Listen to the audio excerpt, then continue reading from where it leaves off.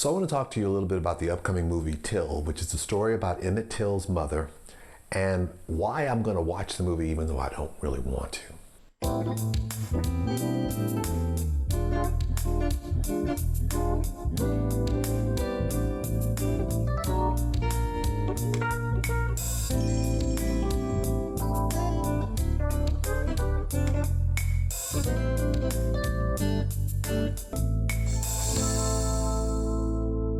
Have any of you ever seen a picture of someone being lynched? And if you have, do you remember how old you were when you first saw the picture? Now I can tell you, I don't recall exactly my exact age, but I can tell you that I was not even over the age of 10. And I remember it vividly because I saw it in a magazine, Ebony magazine.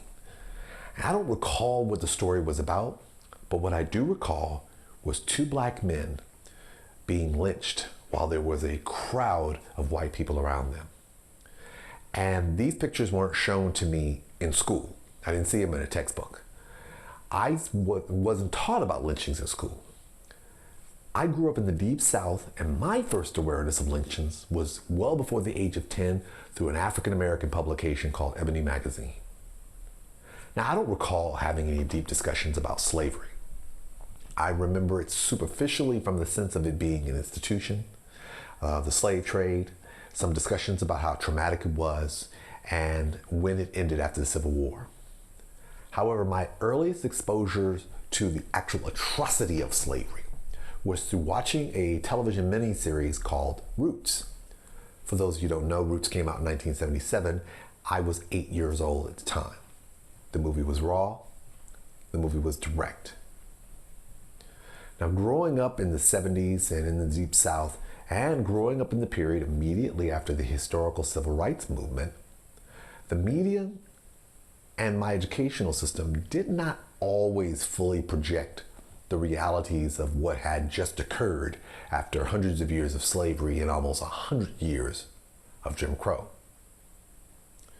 So for me, growing up in the 70s, I relied heavily on other sources to supplement my educational experience.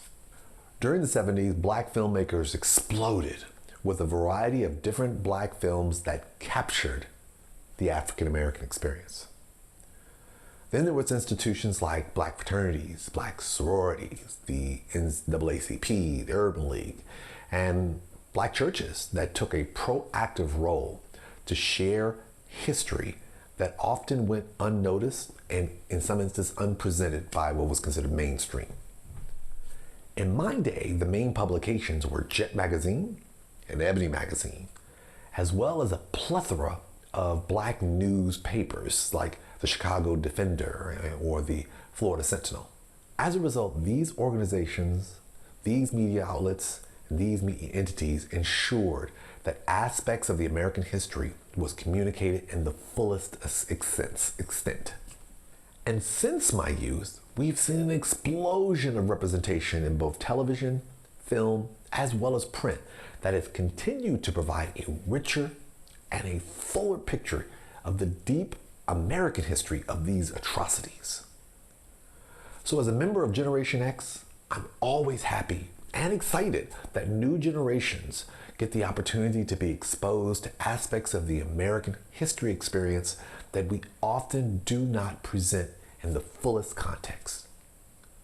And with each revelation and an expanded view of specific instances of history, whether it be the tragedy in Wilmington, North Carolina, or the massacre in Tulsa, Oklahoma, whether it be film depictions like Selma, or series like The Watchmen, with each new representation, there is a greater opportunity to shed greater light to the new masses of people about a part of our history that should never be forgotten.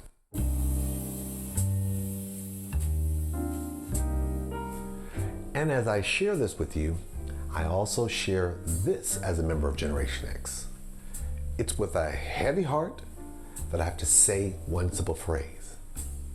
I am so tired. I say I'm tired not because I no longer want to have any depictions of these parts of history. The harsh reality is that so many segments of our history have not been fully told in a manner that people can truly appreciate. I say I'm tired because with each new expansion of the stories of these tragedies, I get a greater appreciation of the scope and magnitude of how horrifying these situations were. Now let's be clear when I say this. I was aware of how terrifying all these situations were.